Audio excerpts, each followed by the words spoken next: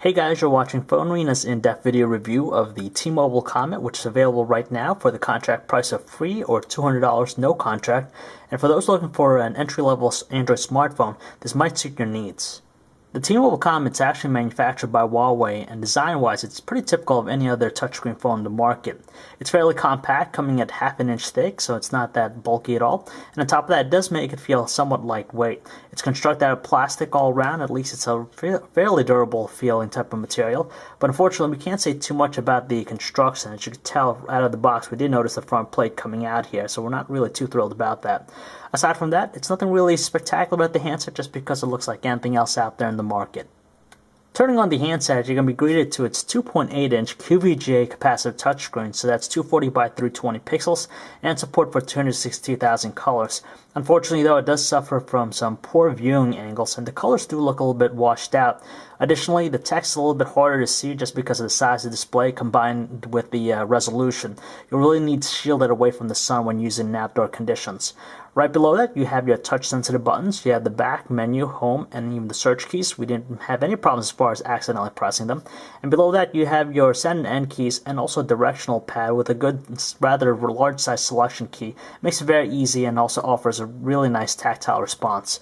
Left-hand side, you simply have the volume rocker. The bottom here, you have only the micro USB port. While on the top, you only have the 3.5mm headset jack, a rather small and tiny to feel out dedicated power button.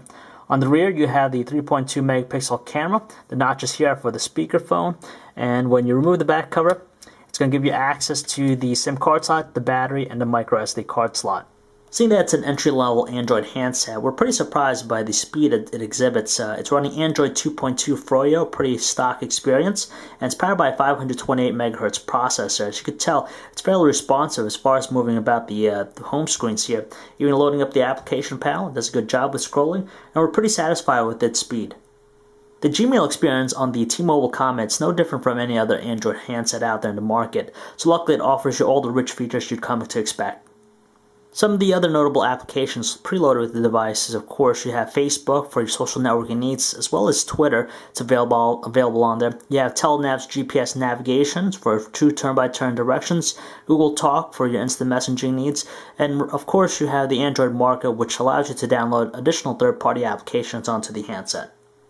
Even though it's running Android 2.2, the web browsing experience is fairly limited just because it lacks multi-touch support, so you're going to have to rely on the on-screen controls to zoom in. You can double tap a specific area to zoom in all the way, and it resizes the text for you. Unfortunately, the QVGA resolution makes it rather difficult to make out the smallest of text, and on top of that, it doesn't have full flash support, so you don't get that true desktop-like feel.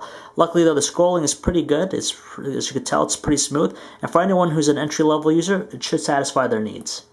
The music player is pretty much the same as it displays the album cover, track information, even the on-screen controls. As far as the audio quality from the speaker, it is very loud, but unfortunately though, it does seem a little bit screechy. If you plan on watching any videos on the T-Mobile Comet, you're going to have to resort to watching some low-quality ones, like the one we have here, which is encoded in MPEG-4 320 by 240 resolution. As you can tell, it's running fairly smoothly with not that much evidence of any lag, but when we did try loading up higher resolution videos, like a VGA one, it did stutter and slow down. We aren't too particularly fond of the experience from its 3.2 megapixel camera just because in outdoor conditions it lacks any fine details, so it does make it look a little bit softer in tone. Color reproduction is a little bit off just because it has a blue tinge to the overall shot, and it's more evident especially in indoor conditions.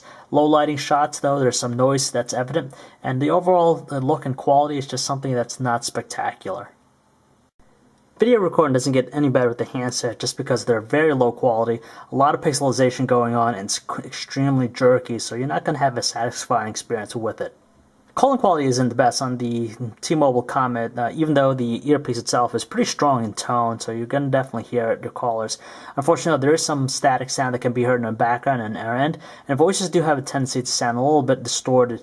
On our caller's end, they did say our voices did sound hollow, and when we switched to using a speakerphone, even though it produces some really strong tones, it's very crackly and distorted sounding.